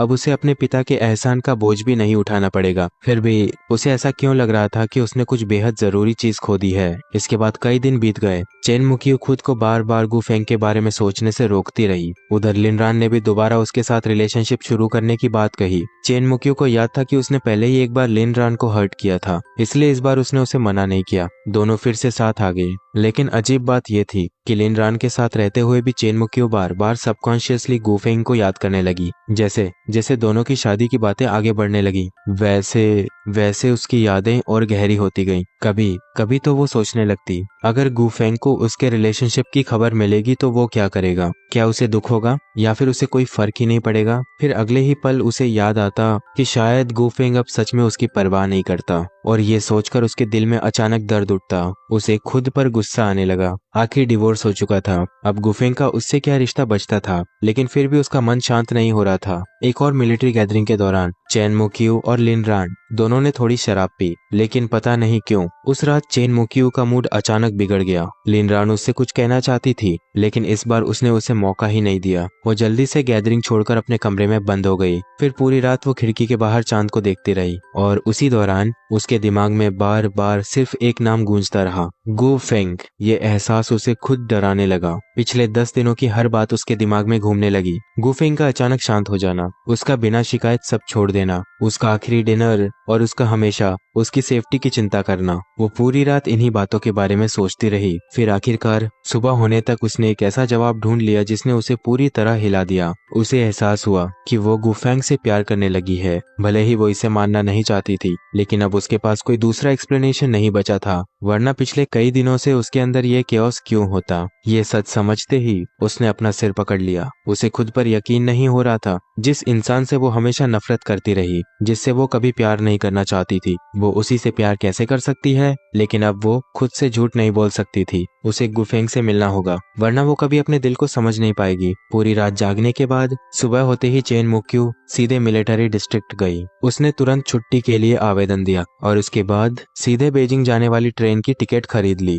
चेन मुकियो ने एक पल भी बर्बाद नहीं किया। ट्रेन टिकट मिलते ही वो सीधे बीजिंग के लिए निकल गई। करीब 12 घंटे बाद वो आखिरकार राजधानी पहुंच चुकी थी। कमांडर गू का घर ढूंढना मुश्किल नहीं था। मिलिट्री एरिया में लगभग हर कोई उन्हें जानता था। पता मिलते ही वो सीधे उनके घर पहुंची और दरवाजा नॉक किया। लेकिन दरवाजा खुलने के बाद सामने गुफेंग नहीं बल्कि उसके पिता खड़े थे। उनका चेहरा साफ बता रहा था कि वो चेन मुकियो को देखकर खुश नहीं है। चेन मुकियो ने तुरंत पूछा कि वो लोग बिना बताए अचानक बीजिंग क्यों चले आए, और वो गुफेंग से मिलना चाहती है। लेकिन उसके पिता की आवाज तुरंत ठंडी हो गई। उन्होंने साफ कह दिया कि गुफेंग बीजिंग में नहीं है। उसका नया मिशन टॉप सीक्रेट है और उसके बारे में कुछ बताया नहीं जा सकता। फिर उन्होंने उसे वापस जाने को कहा। उनके मुताबिक अब उसका और गुफेंग का डिवोर्स हो चुका है। है, इसलिए उसे दोबारा यहाँ आने की जरूरत नहीं है। लेकिन चेन मुक्यू ने दरवाजा बंद नहीं होने दिया। उसने पहली बार ऑलमोस्ट विनती करते हुए कहा कि अगर उन्हें नहीं बताया गया तो वो यहीं खड़ी रहेगी। कमांडर गू ने उसे कुछ सेकंड तक अजीब नजरों से देखा, फिर बिना कुछ बोले दरवाजा बंद कर दिया। उनके लिए ये सब देखने का कोई मतलब नहीं था। जिस इंसान की कीमत चेन मुक्यू को तब समझ आई जब वो उसे पूरी तरह खो चुकी थी। उन्होंने सोचा वो ज्यादा देर तक बाहर नहीं रुकेगी, इसलिए वो आराम से चाय पीते रहे, न्यूज़पेपर पढ़ते रहे। लेकिन रात होने तक चेन मुक्यू अब भी बाहर खड़ी थी। जब कमांडर गू सोने जा रहे थे तब उन्होंने खिड़की से बाहर देखा और चेन मुक्यू अब भी वहीं थी। उनकी आंखों में हल्की हैरानी आ गई, लेकिन अगले ही पल उन्होंने पर्दा बंद कर दिया। उधर बाहर घंटों तक खड़े रहने से चेन मुक्यू के पैरों की हालत खराब हो चुकी थी, लेकिन वो पीछे नहीं हटना चाहती थी क्योंकि उसके लिए गू फेंग से मिलने का यही आखिरी मौका था। उसे हर हाल में उससे मिलना था और उससे माफी मांगनी थी। तभी अचानक आसमान में जोरदार थंडर गूंजा। अगले ही पल तेज बारिश शुरू हो गई। कुछ ही सेकंड में चेन मुक्यू पूरी तरह भीग चुकी थी, लेकिन फिर भी वो वहीं खड़ी रही। धीरे धीरे उसकी आंखों के सामने सब धुंधला होने लगा, उसका शरीर कमजोर पड़ने लगा और आखिरकार वो बेहोश होकर गिर पड़ी। बेहोश होने के बाद उसे एक अजीब सपना दिखाई दिया। उस सपने में वो खुद गू फेंग के सामने खड़ी थी। उसकी आवाज बेहद ठंडी थी। वो उसे खाना बनाने से मना कर रही थी, उसकी चीजों को छूने से रोक रही थी और गू फेंग चुपचाप उसका सारा मैस साफ कर रहा था। चेन मुक्यू ने पहली बार उस गू फेंग को ध्यान से देखा। वो वही था, लेकिन पूरी तरह बदल चुका था। उसकी आंखों में कोई चमक नहीं थी। उसका चेहरा बेहद थका हुआ और बूढ़ा लग रहा था, जैसे उसने पूरी जिंदगी सिर्फ दर्द सहा हो। चेन मुक्यू उस तक पहुंचना चाहती थी, लेकिन सीन बार बार बदलने लगा। हर जगह सिर्फ उसकी अपनी ठंडी आवाज गूंज रही थी और गू फेंग की टूटती हुई आंखें दिखाई दे रही थी। ऐसा लगा जैसे उसने एक ही सपने में पूरी जिंदगी देख ली हो। फिर अचानक वो डरकर उठ बैठी। उसकी सांसें तेज चल रही थीं। उसे यकीन नहीं हो रहा था कि उसने सच में गू फेंग के साथ ऐसा व्यवहार किया था। और उसी पल उसके दिमाग में एक खतरनाक सवाल आया, क्या गू फेंग ने भी यही सब महसूस किया था? क्या इसी वजह से उसने डिवोर्स लिया? तभी उसके कानों में कमांडर गू की आवाज पड़ी। तब जाकर उसे एहसास हुआ कि वो हॉस्पिटल में है। कमांडर गू ने भारी आवाज में बताया कि आखिर में उन्होंने उसे देखकर दया खा ली, इसीलिए वो उसे गू फेंग की लोकेशन बता रहे हैं। असल में गू फेंग सिर्फ 2 दिन के लिए बीजिंग आया था। उसके बाद उसे तुरंत हेक्सी भेज दिया गया। वहाँ वो नई वेपन्स रिसर्च और मिलिट्री बेस प्रोजेक्ट पर काम कर रहा था। एक टॉप लेवल रिसर्चर होने की वजह से उसके पास मना करने का कोई अधिकार नहीं था और देश भी उसकी एबिलिटीज को बेहद महत्व देता था। ये उसके लिए सम्मान की बात थी। गू फेंग की लोकेशन जानने के बाद चेन मुक्यू ज्यादा देर बीजिंग में नहीं रुकी। वो तुरंत शानबे वापस लौट गई क्योंकि जाने से पहले उसे कुछ जरूरी काम पूरे करने थे। सबसे पहला काम था लिनरान को सच बताना।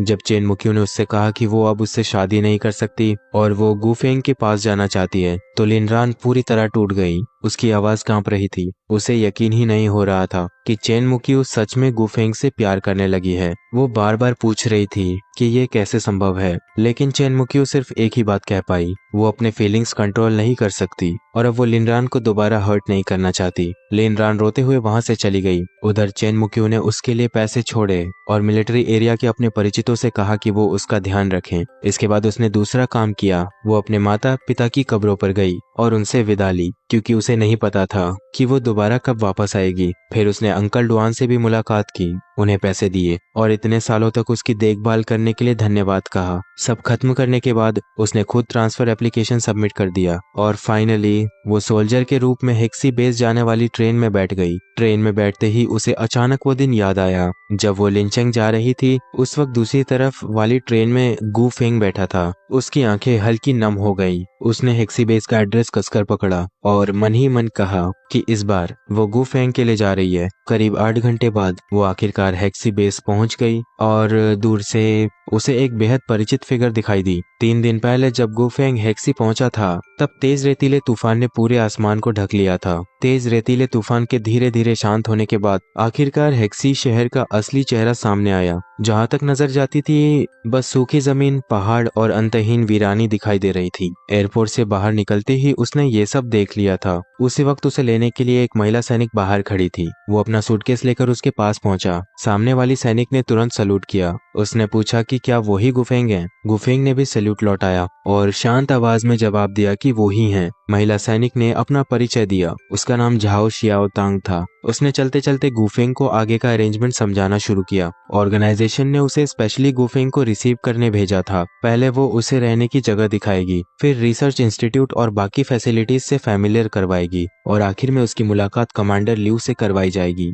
गु फेंग ने बस सिर हिला दिया। कुछ देर बाद दोनों मिलिट्री व्हीकल तक पहुंच गए। जाओ शियाओतांग ने उसका सूटकेस ट्रंक में रखा, फिर पीछे का दरवाजा खोल दिया। गुफेंग बिना हेजिटेशन के अंदर बैठ गया। गाड़ी धीरे धीरे बेस की तरफ बढ़ने लगी। वो खिड़की के बाहर के वीरान सीनरी को देखता रहा और साथ ही अपने नए जीवन के बारे में सोचने लगा। सिन्हे रिसर्च बेस देश के सबसे कॉन्फिडेंशियल रिसर्च बेसेस में से एक था। यहाँ नए वेपन्स और मिलिट्री टेक्नोलॉजी पर काम होता था। असल में उसकी एबिलिटीज को देखते हुए उसे बहुत पहले ही यहाँ आ जाना चाहिए था, लेकिन उसके पिता उसे इतनी कठिन जगह भेजना नहीं चाहते थे। इसीलिए शादी के बाद वो शानबे में ही रुक गया और अब काउंटलेस अप्रूवल्स और कॉन्फिडेंशियलिटी एग्रीमेंट साइन करने के बाद आखिरकार वो यहाँ पहुंचा था। देश के लिए रिसर्च करना उसके लिए गर्व की बात थी, लेकिन फिर भी उसके दिल में हल्की बेचैनी छुपी हुई थी। उधर जाओ शियाओतांग ने देखा कि वो लगातार बाहर देख रहा है, इसलिए उसने खुद ही बात शुरू कर दी। वो कहने लगी कि भले ही ये जगह छोटी और कठिन हो, लेकिन बेस के लोग काफी अच्छे हैं। गो फेंग कुछ सेकंड के लिए चुप रह गया। फिर उसे एहसास हुआ कि शायद वो सोच रही है कि उसे ये जगह पसंद नहीं आई,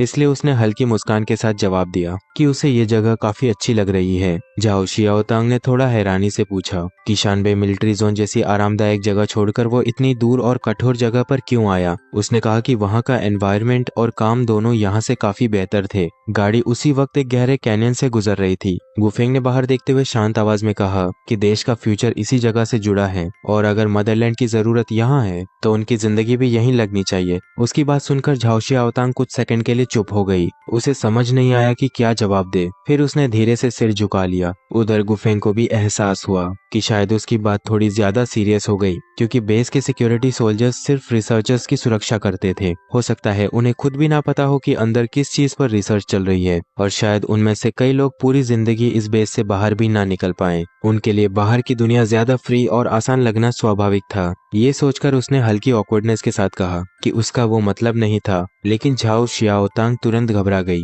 उसने जल्दी से कहा कि उसने कुछ गलत नहीं समझा, बल्कि उसे लगा कि गुफेंग की सोच बहुत मैच्योर है। यहाँ तक कि उसने कहा कि उनकी थिंकिंग बाकी लोगों के लिए सीखने जैसी है। ये सुनते ही गुफेंग थोड़ा ऑकवर्ड हो गया। उसके कान तक हल्के लाल हो गए। पहले ही दिन किसी ने उसकी आइडियोलॉजिकल अवेयरनेस की तारीफ कर दी थी और उसे ये सब काफी अजीब लग रहा था। उसके बाद दोनों कुछ देर तक चुप रहे। कुछ समय बाद मिलिट्री व्हीकल आखिरकार रिसर्च बेस के अंदर पहुंच गई। गेट पर गार्ड्स ने उसका लगेज चेक किया और उसके डॉक्यूमेंट्स वेरीफाई करने लगे। उसी दौरान गुफेंग झाओ शियाओतांग से पूछने वाला था कि क्या वो अंदर तक साथ आएगी या यहीं से वापस जाएगी, लेकिन तभी गार्ड्स ने अचानक उसे रोक दिया। उन्होंने कहा कि वो अंदर नहीं जा सकती। झाओ शियाओतांग खुद भी थोड़ी सरप्राइज्ड हो गई। फिर गार्ड्स तुरंत अंदर रिपोर्ट देने चले गए। कुछ देर बाद बताया गया कि कोई सीनियर ऑफिसर खुद उन्हें लेने आएगा, लेकिन आने वाला इंसान कमांडर लिू नहीं था। वो था रिसर्च बिल्डिंग का मैनेजर छू तोंगजो। कमांडर लिू पूरे रिसर्च बेस के सुप्रीम कमांडर थे, जबकि छू तोंगजो यहाँ के सेकंड इन कमांड रिसर्चर्स में से एक था। वो खुद भी एक टॉप लेवल रिसर्चर था। वो जल्दी जल्दी गार्ड से कुछ बात करके उनकी क्लियरेंस कंफर्म करवाता है। फिर उसने बस कैजुअली दोनों को ग्रीट किया और तुरंत वापस चला गया। वो इतना बिजी लग रहा था जैसे उसके पास रुकने का समय ही ना हो। गुफेंग कुछ देर तक उसकी जाती हुई पीठ को देखता रहा, जैसे वो उसके बारे में कुछ सोच रहा हो। तभी पास खड़ी झाओ शियाओतांग ने हल्की हंसी के साथ समझाया कि छू तोंगजो हमेशा ऐसा ही रहता है। पूरा बेस उसे रिसर्च फ्रीक कहता था। शायद वो अभी भी किसी एक्सपेरिमेंट में बिजी होगा। इसका मतलब ये नहीं कि वो गुफेंग का स्वागत नहीं करना चाहता। गुफेंग ने ज्यादा ध्यान नहीं दिया, लेकिन फिर उसने कैजुअली झाओ शियाओतांग से पूछा, क्या वो बेस के सभी लोगों को जानती है? झाओ शियाओतांग ने कॉन्फिडेंस से जवाब दिया कि वो लगभग सबको जानती है। उसकी सोशल स्किल्स देखकर गुफेंग भी हल्का इम्प्रेस्ड हो गया। फिर वो दोनों साथ में ऑफिस बिल्डिंग की तरफ बढ़ने लगे, क्योंकि बिल्डिंग ज्यादा दूर नहीं थी। झाओ शियाओतांग ने दूसरे सैनिकों से मिलिट्री व्हीकल वापस मैनेजमेंट ऑफिस भेजने के लिए कह दिया। झाओ शियाओतांग उसे बेस के अंदर लेकर आगे बढ़ती रही। रास्ते में उसकी नजर दीवार पर लिखे बड़े बड़े नारों पर पड़ी। दुनिया के एडवांस लेवल को पकड़ो और उससे आगे निकलो, सेल्फ रिलायंस और हार्ड वर्क। ये शब्द देखते ही उसके दिल में अजीब इमोशन उठने लगे। उसे पहली बार सच में महसूस हुआ कि वो अब देश के सबसे महत्वपूर्ण रिसर्च बेस का हिस्सा बन चुका है। कुछ देर बाद दोनों ऑफिस बिल्डिंग तक पहुंच गए। झाओ शियाओतांग ने उसके हाथ में एक की दी वो बता रही थी कि ये उसका ऑफिस है और अगर उसे किसी भी चीज की जरूरत हो तो वो सीधे उसके पास आ सकता है। फिर उसने पूछा कि वो पहले रूम सेटल करना चाहता है या सीधे कमांडर लिू से मिलना चाहता है। गुफेंग ने बिना सोचे जवाब दिया कि वो पहले कमांडर लिू से मिलेगा। उसने सूटकेस अंदर रखा और फिर दोबारा झाओ शियाओतांग के साथ चल पड़ा। लेकिन कमांडर ऑफिस तक सिर्फ रिसर्चर्स जा सकते थे, इसलिए झाओ शियाओतांग नीचे ही उसका इंतजार करने लगी। ऊपर जाकर गुफेंग ने सिंपल रिपोर्ट दी। कमांडर लिू ने उसकी एबिलिटीज की काफी तारीफ की और उससे बड़ी उम्मीदें जताई। मीटिंग खत्म होने के बाद वो नीचे लौट आया। झाओ शियाओतांग अब भी वहीं खड़ी थी। उसे देखते ही वो मुस्कुराई और फिर बेस टूर शुरू हो गया। चलते चलते वो हर जगह का इंट्रोडक्शन देती रही। उसने कैंटीन दिखाया जहाँ रिसर्चर्स खाना खाते थे, फिर बॉयलर रूम दिखाया जहाँ पूरे बेस के लिए गर्म पानी तैयार होता था। आखिर में उसकी नजर बेस की सबसे बड़ी बिल्डिंग पर गई। झाओ शियाओतांग की आंखों में हल्की एडमिरेशन आ गई। वो बिल्डिंग रिसर्च बिल्डिंग थी, यानी वो जगह जहाँ गुफेंग आगे काम करने वाला था, लेकिन अभी उसे अंदर जाने की परमिशन नहीं थी। रात तक उसके लिए स्पेशल वर्क परमिट तैयार होगा, तब उसे बाकी रूल्स समझाए जाएंगे। गुफेंग ने चुपचाप सिर हिला दिया। टूर खत्म होने के बाद झाओ शियाओतांग उसे बाकी जरूरी बातें समझाने लगी। क्योंकि बेस शहर से काफी दूर था, इसलिए जरूरत का सामान बाहर से खरीद कर लाना पड़ता था। कुछ लोग रेगुलरली बाहर जाते थे। रिसर्चर्स अपनी जरूरत की लिस्ट उन्हें दे सकते थे।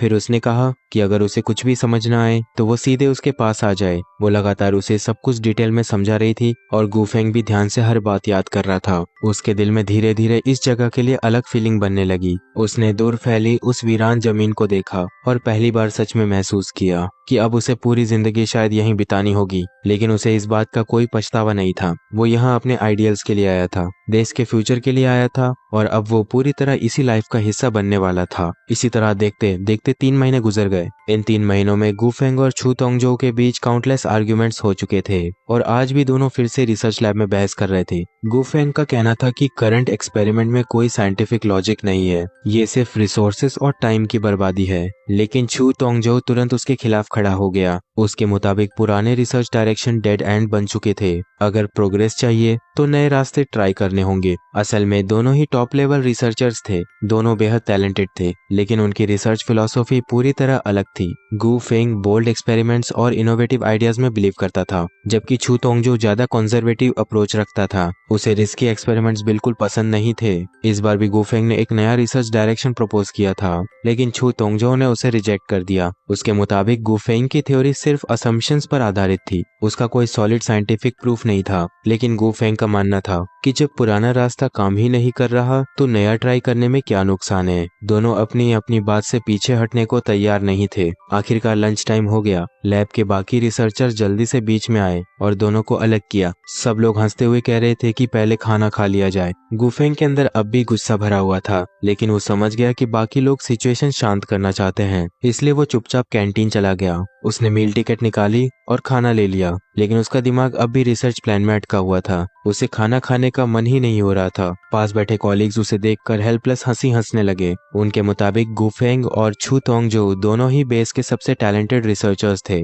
लेकिन दोनों का टेम्पर भी इक्वली खराब था। प्राइवेट लाइफ में दोनों अच्छे इंसान थे, लेकिन लैब में आते ही दोनों किसी की बात नहीं सुनते थे। गुफेंग खुद भी हल्का हेल्पलेस महसूस करने लगा, क्योंकि वो भी समझ नहीं पाता था कि नॉर्मली काम रहने वाला छू तोंगजो रिसर्च के मामले में इतना स्टबन क्यों हो जाता है। तभी सामने बैठे एक कॉलीग ने कैजुअली पूछा कि क्या इस बार उसने बाहर जाने वाले परचेसिंग टीम से कुछ मंगवाया है। आज वही लोग वापस आने वाले थे। ये सुनते ही गुफेंग थोड़ा अलर्ट हो गया। असल में वो ये बात लगभग भूल ही चुका था। पास बैठे लोग तुरंत हैरान हो गए, क्योंकि ये पहली बार था जब उन्होंने उसे इस टॉपिक पर इतना इंटरेस्टेड देखा। गुफेंग हल्का मुस्कुराया। असल में इस बार उसने ज्यादा कुछ नहीं मंगवाया था। उसने सिर्फ कुछ वूल थ्रेड्स और सोइंग नीडल्स मंगवाई थी। हेक्सी का मौसम बेहद ठंडा था, इसलिए वो खुद के लिए स्कार्फ, ग्लव्स और हैट बनाना चाहता था। लेकिन सिर्फ अपने लिए नहीं, वो झाओ शियाओतांग के लिए भी ग्लव्स बनाना चाहता था, क्योंकि पिछले 3 महीनों में उसने हमेशा उसका ध्यान रखा था और गुफेंग के पास उसे देने के लिए कुछ खास नहीं था। इसलिए वो अपने हाथों से कुछ बनाकर उसे धन्यवाद कहना चाहता था, और इस बार वो ये बात भूलने वाला नहीं था।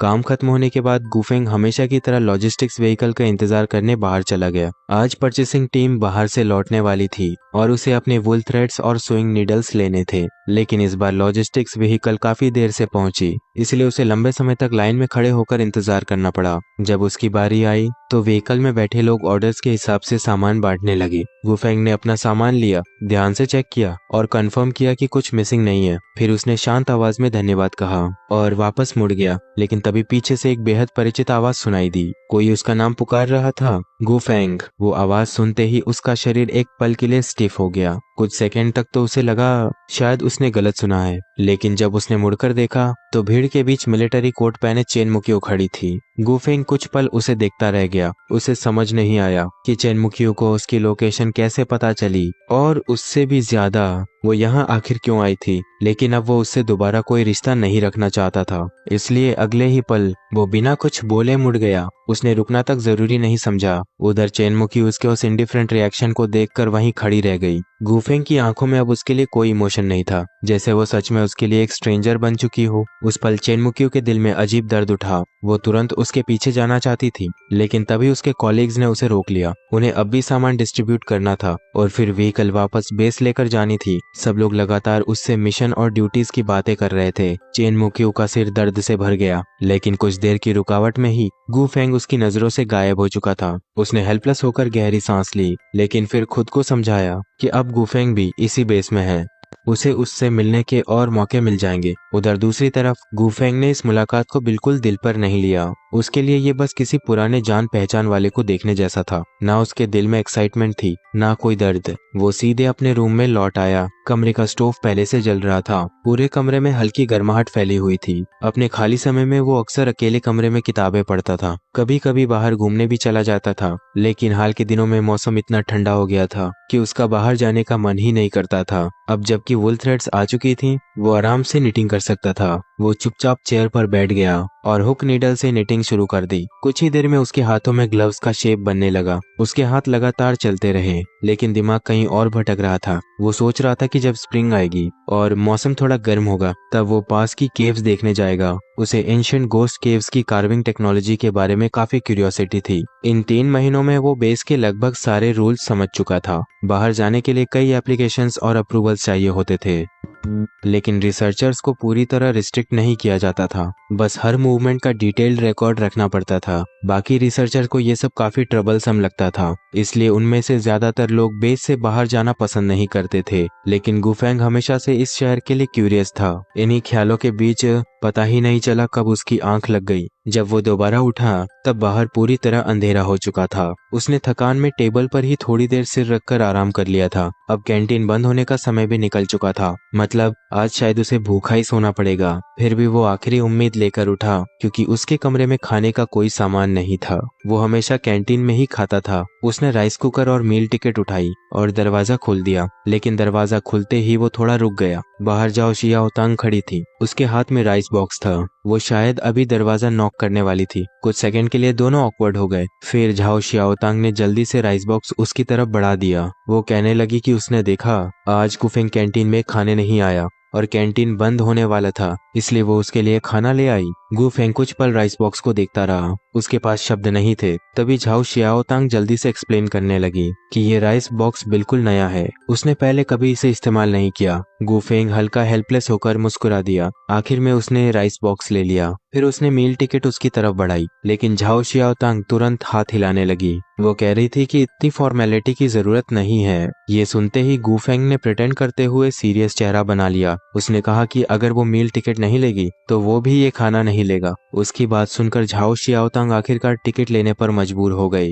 फिर उसने जाते जाते उसे याद दिलाया कि खाना थोड़ा ठंडा हो चुका है, इसलिए वो उसे गर्म करके खा ले। इतना कहकर वो जल्दी से वापस चली गई। गुफेंग राइस बॉक्स लेकर कमरे के अंदर लौट आया, लेकिन उसे बिल्कुल अंदाजा नहीं था कि थोड़ी दूर अंधेरे में कोई चुपचाप उसे देख रहा था। वो चेन मुकियो थी। उसने पूरा सीन अपनी आंखों से देखा था और उसके दिल में अचानक अजीब दर्द और गुस्सा भर गया। सिर्फ 3 महीनों में गुफेंग की जिंदगी में कोई और आ चुका था। अब उसे समझ आया कि उस दिन गुफेंग ने उसकी तरफ पलटकर भी क्यों नहीं देखा, क्यों उसने बिना हेजिटेशन के उसे छोड़ दिया, क्योंकि अब वो सच में आगे बढ़ चुका था। चेन मुकियो अंधेरे में खड़ी उसी एक बात के बारे में सोचती रही। गुफेंग पहले शानबे मिलिट्री जोन का रिस्पेक्टेड कमांडर था। उसके पास स्टेटस था, आरामदायक जिंदगी थी, फ्यूचर था, लेकिन उसने वो सब छोड़ दिया। वो इतनी दूर हेक्सी जैसे वीरान और कठिन बेस में आ गया, जहाँ लोग अपनी पूरी जिंदगी रेत और रिसर्च के बीच गुजार देते हैं। और अब वो यहाँ सिर्फ एक ऑर्डिनरी रिसर्चर की तरह रह रहा था। चिनमुक्यू समझ नहीं पा रही थी कि आखिर उसने ये सब क्यों किया।